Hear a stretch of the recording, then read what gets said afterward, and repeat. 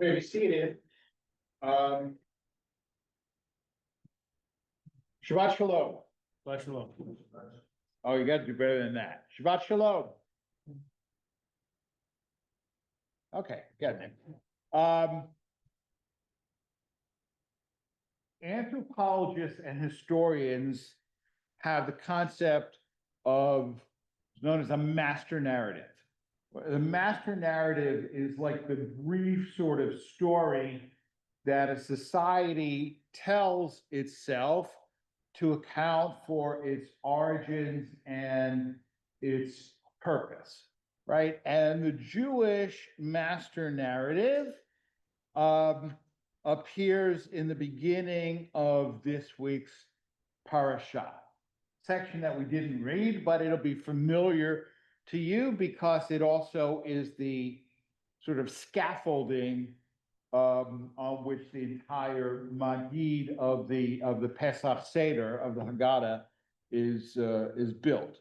All right, so it says you come into the land. That's Tavo, when you come into the land and you plant crops and you harvest them, and then you take the first fruits and you bring them to the Kohen in a basket and you lay them down.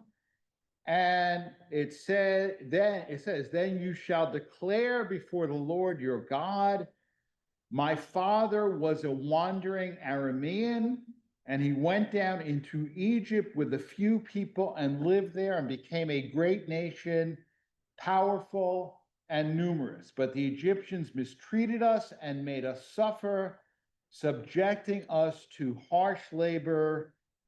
And then we cried out to the Lord. I mean, I don't have to read the whole thing. You didn't, if you don't know the story, you saw the movie, right? I mean, either Spielberg's version or Cecil B. DeMille's version, right? But we tell the story, right? And when we have the Haggadah, right, we still say Arami Oved Avi, not Arami Oved Haya Saba Shel Saba Shel Saba Shel Saba Shel Saba Shel Saba, right? A wandering Aramean was my father, not my great grandfather, right? It's us. It is not somebody else's story. It's our story, right? The whole door by door, right? In every generation, you have to see yourself as if you went forth from Egypt. And that's our master narrative, right? The question is, we know the story, right? We know the story, so why do we have to tell it every year, right? And I mean, obviously the Torah doesn't know about a Pesach Seder. We don't have first fruit ceremony. We don't have a temple. We don't have functioning Kohanim, right? We have non-functioning Kohanim like me, but we don't have functioning Kohanim, right? But we still tell the story. Why? Why? Okay, now, Chief Rabbi Jonathan Sachs, the late Chief Rabbi of the United Hebrew Congregations of the UK and the Commonwealth, he wrote a lot about the contrast between American and British societies, or American really and European societies. And he claims, I never having been to the UK, I can't say whether he's right or not, but that British monuments, they just have the person and their name and the dates that they lived, right? Whereas if you go to American monuments, by and large, I mean, the Washington Monument being perhaps the exception, but you go to Lincoln Memorial, right? Lincoln's words, right? You go to the Jefferson Memorial, Jefferson's words, right? You go to the Martin Luther King Memorial, King's words. And there was this whole controversy because some had been edited and they had to change it, right? Okay, but we put the words. Why do we put the words and the British don't? And Rabbi Sachs says because England is a tradition-based society, right? Why are things the way they are? Because they've always been that way, right? Because England, it's not a nation or a creed or a state, it's a home, right? And things at home don't need an explanation if you think about it, right? I mean, like, you know, when you were a kid, right? Dad had his seat and mom had her seat, and you had, why?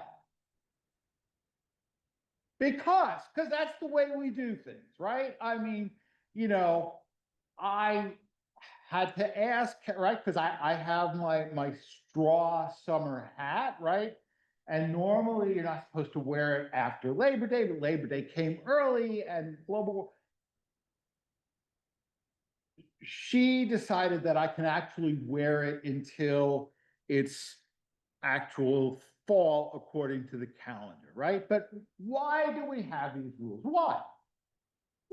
Because we do, right? Because we just do, right?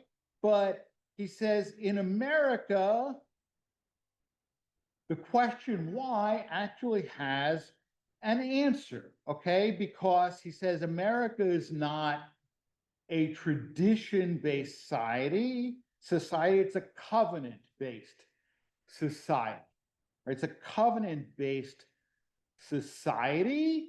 And what he doesn't point out in this Devar Torah on the subject, and I find it kind of surprising that he doesn't, what is the Hebrew term for the United States?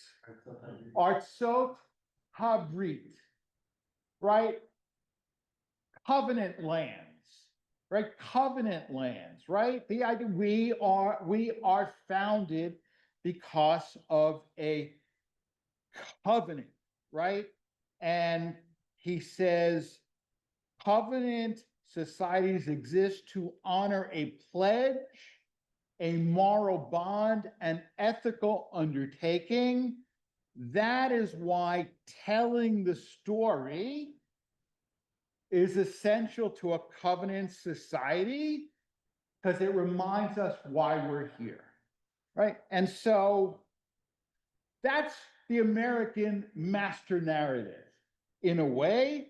And listen to the words of President Lyndon Baines Johnson. They came here, the exile and the stranger. They made a covenant with this land, conceived in justice, written in liberty, bound in union.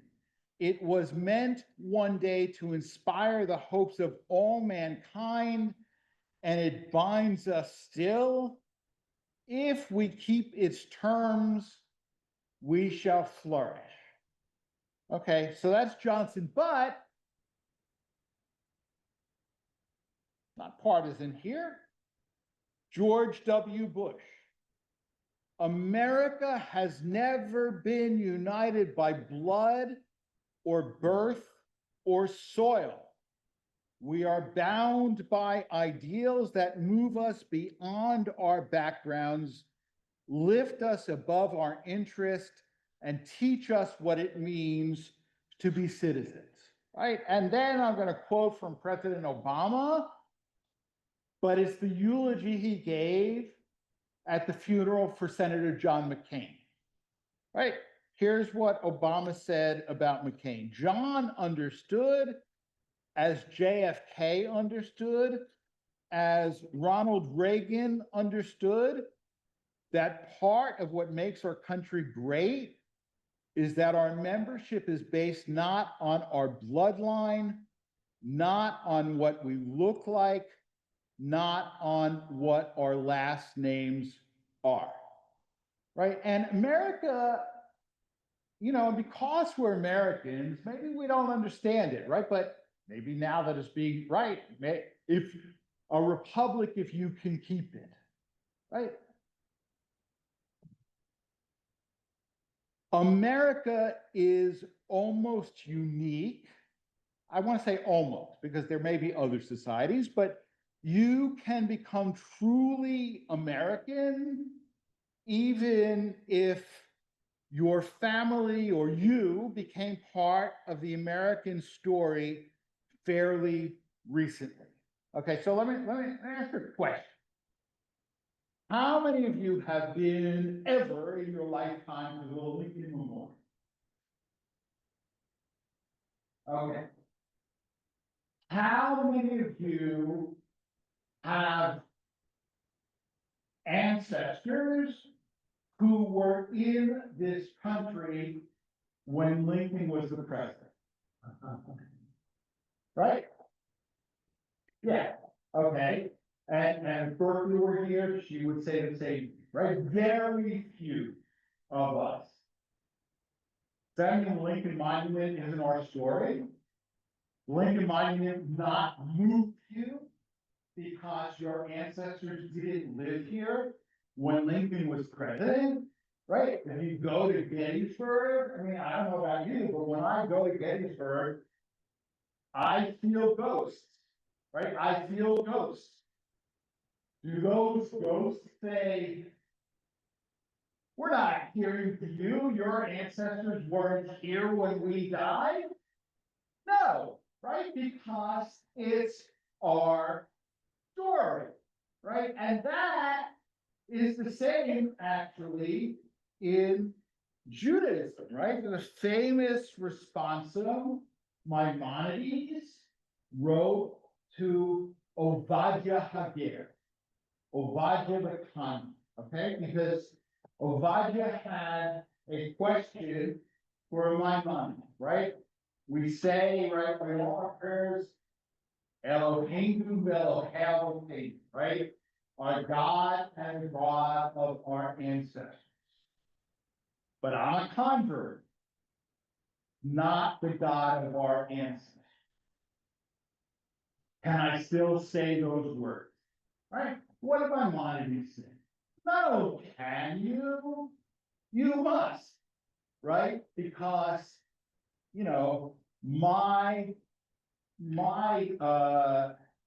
actually, right, my mom, Moshe ben Maimon, right? My father was Maimon, your father was Abraham, right? You have a more illustrious patrimony than I do, right? You must say those words, right? We don't say to somebody who's a convert, you're not a real Jew, right? Because you can become really Jewish, even if your ancestors weren't Jewish, and you can become really American, even if your ancestors weren't American. Whereas, my relatives who left France to move to Israel, and you ask them why, they say, because we knew that no matter how long we lived here, we would never be accepted as truly French, right? If you are a Jew, you're not French. French people are Catholic. If you're a Muslim, you're not French. French people are Catholic, right? And that's one of the reasons why there's so much difficulty integrating Muslims, right? But you can become real Americans, and that was unchallenged in our society until, I don't know, last week. No, and I'm not joking. I'm not joking. I want to read to you some excerpts from a speech by, frankly, a guy I never heard of until last week when he gave this speech. But he's a senator, Eric Schmidt from Missouri. He gave this speech last week.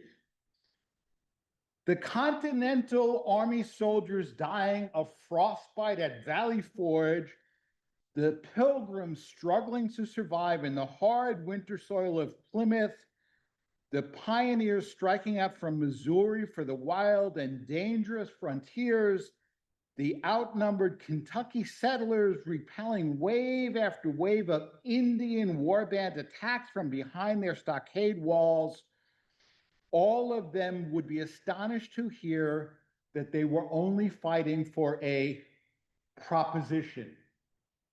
They believed they were forging a nation, a homeland for themselves and their descendants.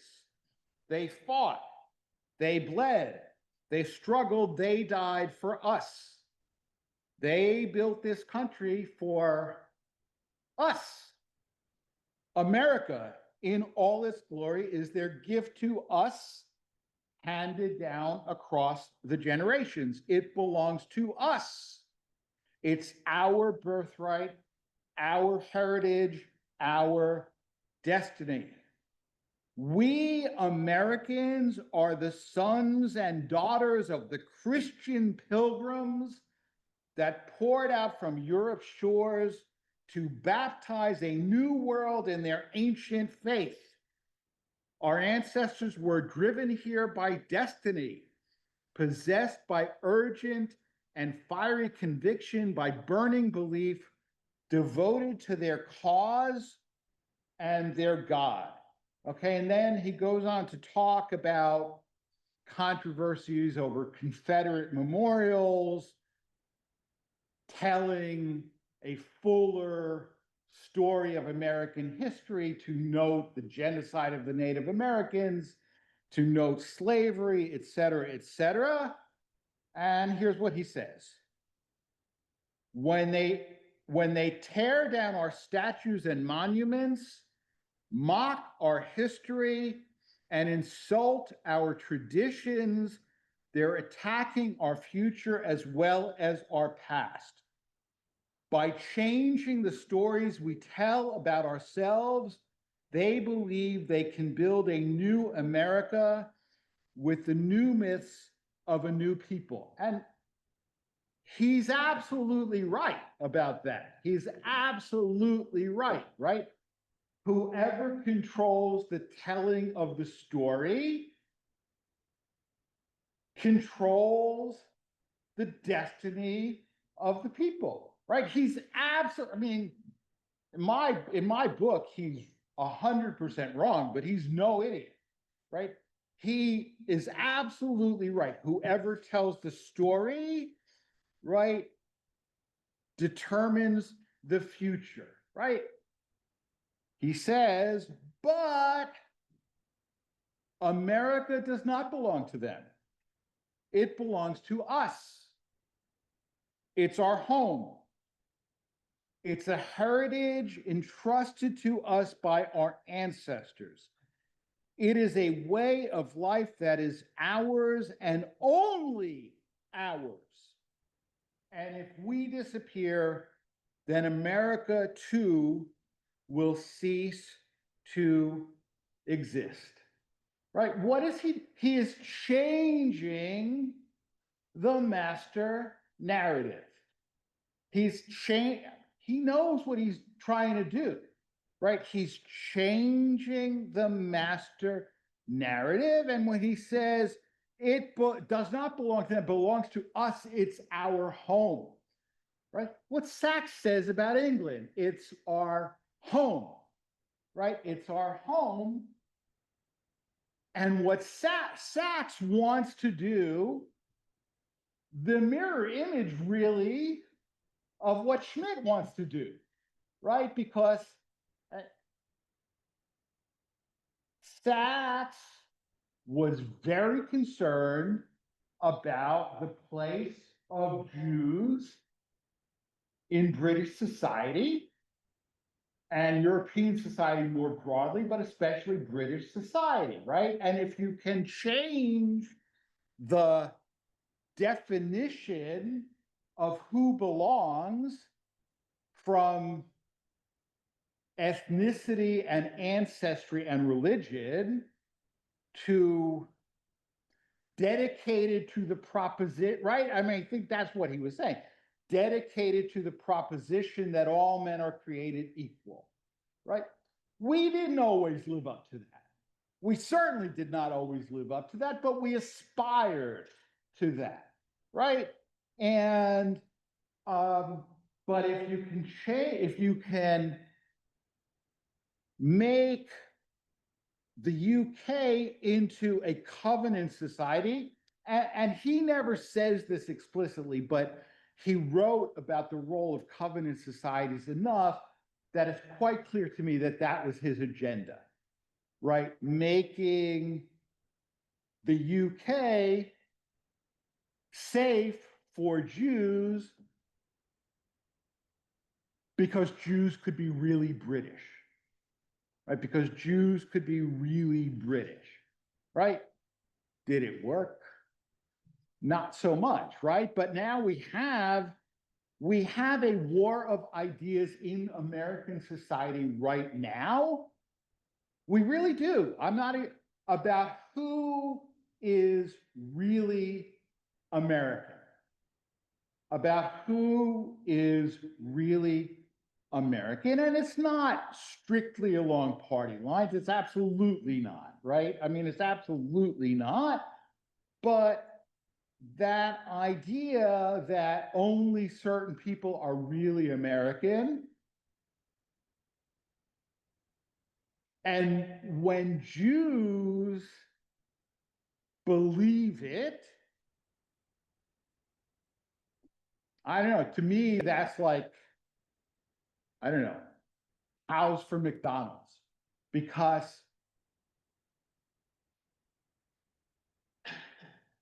this idea will never accept Jews as really American. This is called Christian nationalism, right? And you can be pro-Israel, right? You could, I mean, the late Charlie Kirk, okay, and make it very clear. His murder was absolutely wrong, wrong, wrong, wrong, wrong, wrong. But, not but, and all political murders are wrong.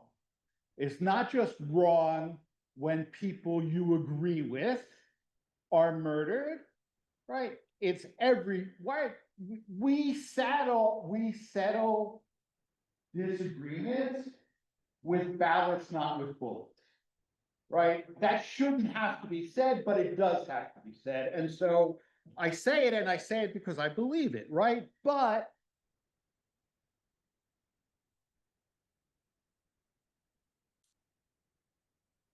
the America that he dreamt of could be very pro-Israel, absolutely, but it had no real place for us.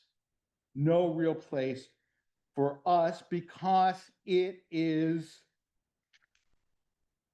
about ancestry and ethnicity and the Christian faith, or a version of the Christian faith, right? Whereas Sachs says covenant societies are not ethnic nations bound by common racial origin. They make room for outsiders. Okay, and this is Sachs, I'm just quoting him. They make room for outsiders, immigrants, asylum seekers, resident aliens, who become part of the society by taking its story and making it their own, as Ruth did in the biblical book that bears her name, right? And just as we did, right? Just as we did, and that's why Lincoln's story is our story. Even if we didn't have ancestors here when he was the president, because you take the ideals, you tell the story, and you make it your own. And Sachs says that that's why we got to keep telling the story. If you don't tell the story, you're going to forget it, and it's going to be lost. We will forget our ideals, our aspiration, our collective project of building a society of freedom and justice and human beings, right? Freedom and justice and human dignity.